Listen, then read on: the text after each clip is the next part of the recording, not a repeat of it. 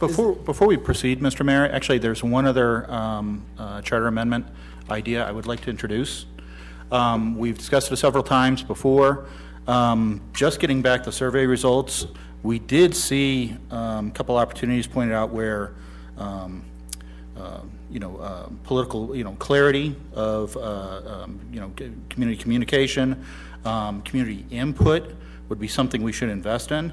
I think this is the time. This is enough. Oh, and also, we heard several times over and over again that when falsehoods were being perpetrated in this last petition, one of the things that was being said to get people to sign that petition was, this will give you more say in your town government.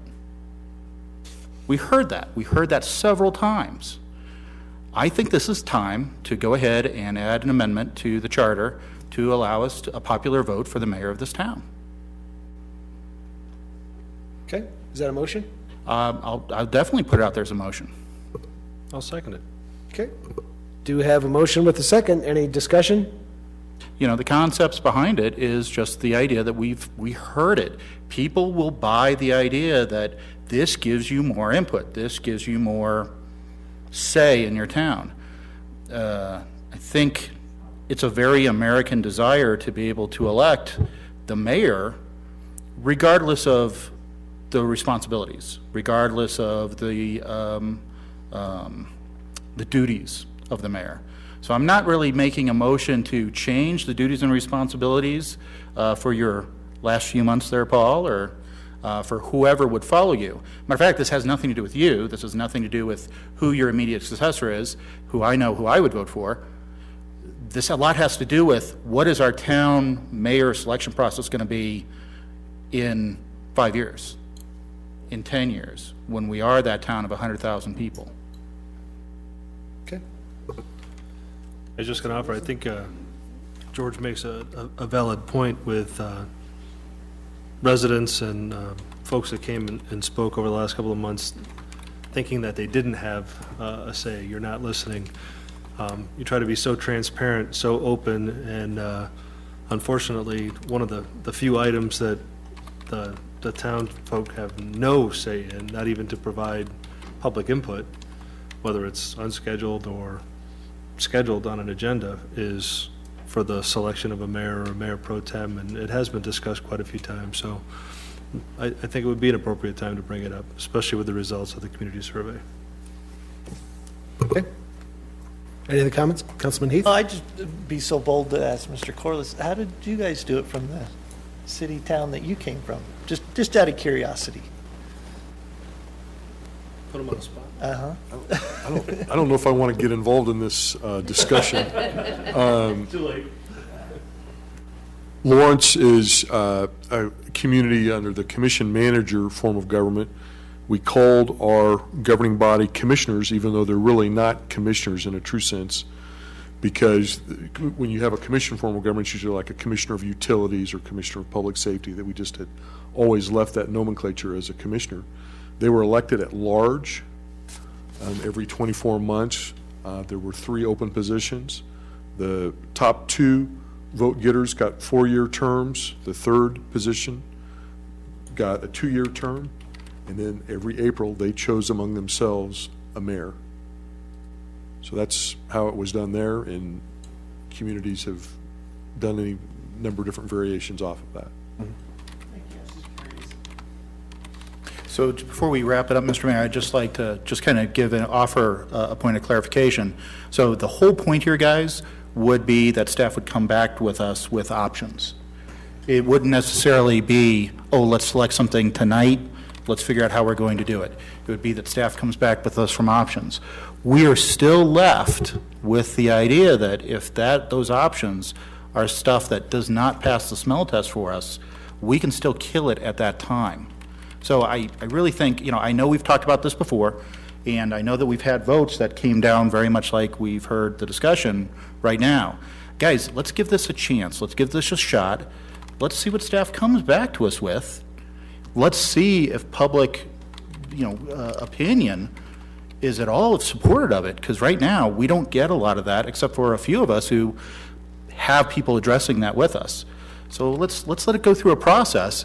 and it's something we can still kill if we see no merit in. Councilmember Valentine? I am in concurrence with everything else we've talked about, but when it comes to the mayor issue, I don't want staff to spend their time on it. We've discussed this repeatedly. I think we need to go in a different direction with where their time is spent. I don't even want to revisit that issue, so that's where I stand on that. And quite frankly, I've never had one of my residents bring it up as an issue, and I think I'm pretty involved in my district, so I don't feel that that's an item that we really need to explore right now. Yeah, in regards to that, I can kind of speak just from holding the mayoral position here. I think it's good that Castle Rock operates with what's known as a weak mayor system, where the mayor doesn't have really any more authority to move issues forward than anyone else on council here. I have to get 3 individuals in line with me, or council members in line with me to move anything forward, just like any other council member here does. I like being held in check. I think it's good to have the mayor be held in check by council members, that we kind of work as a group in order to get things done. I like the fact that council member appoints the individuals that they think best represents council and that actually best represents the community. So I think there's pros and cons to both of them. Like I said, I'm in favor of the weak mayor system and continuing to move forward in that direction. I'm not in favor of moving forward with a mayor at large. Would you be willing to open up discussions when it comes down to, hey, newly elected council members are coming down to the decision of who they're going to appoint as mayor, to open that up for public comment? That's a possibility. I mean, we could look at opening that up to public comment. But I think the way the system operates now, if it ain't broke, don't fix it. I think that's the concern, Paul, is some of us are hearing that the system's slightly fractured. Some are hearing it's broken. Some are hearing nothing, that there's no issues. And I think that's great. But again, it's a community involvement. You're trying to be incredibly transparent. And it is one of the very few topics that has absolutely no chance in hell of getting any public input, whether it's mayor or mayor pro tem. And I understand the principle is each of us are elected from our specific district. Maybe that's something that needs to be looked at.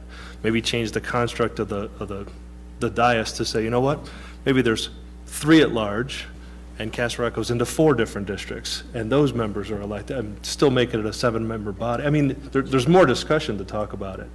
But as we grow and get bigger and bigger, it's going to be, I think, more obvious to maybe go that route that other municipalities have gone and go to an at-large, a combination of district and at-large.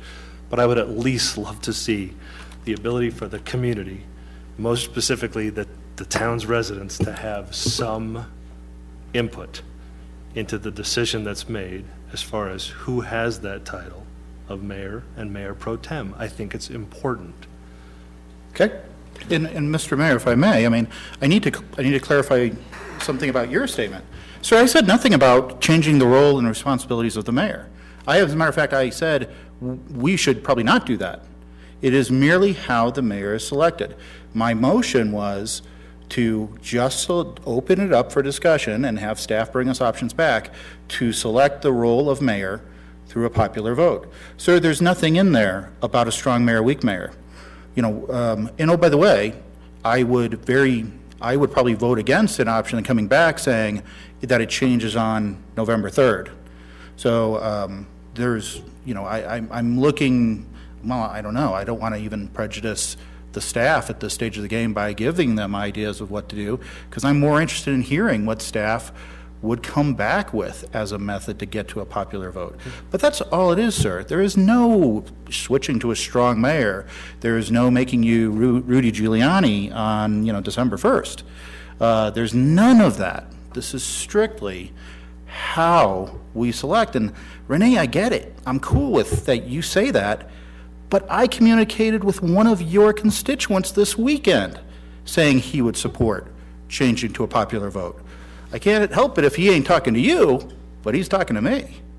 So this is out here, guys. It's not just a kooky 6th district. It's not just, Craig and Gould. It's not just the folks on Diamond Ridge. This really is in all of our districts. This is throughout the town. So again, guys, I ask you, give a yes vote.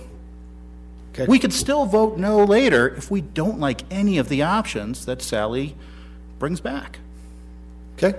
Do have a motion on the table. Any more discussion? All in favor of that motion, say aye. Aye. All opposed, say nay. Nay. Motion fails. Is it 4-3, 5-2? 4-3. Okay.